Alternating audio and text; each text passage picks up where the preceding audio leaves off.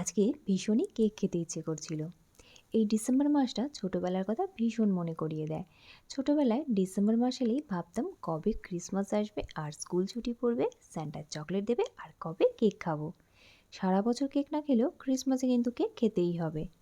ছোটবেলাটাই কি ভালো ছিল, তাই না? ক্রিসমাস আসতে আসতে এখনো অনেক দেরি, কিন্তু মনটা ভীষণই কেক কেক করছিল, তাই বানিয়ে ফেললাম বেনানা কেক। প্রথমে একদম পাকা দেখে দুটো কলা নিয়ে নিয়েছি আর কলাগুলোকে ভালো করে স্ম্যাশ করে নিয়েছি।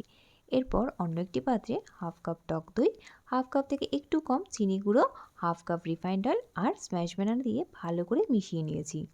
এরপর সমস্ত শুকনো উপকরণগুলোকে চালনি দিয়ে চেলে দেবো যাতে লামস না ধরে। ১ কাপ ময়দা, ১ টেবিল চামচ কোকো পাউডার আর ১ স্পুন বেকিং পাউডার দিয়ে ভালো করে মিশিয়ে বেকিং ট্রেতে ঢেলে ওভেন প্রিহিট করে ১৮০ ডিগ্রি সেন্টিগ্রেডে ২৫ থেকে ৩০ মিনিট বেক করে নিলেই রেডি বেনানা কেক।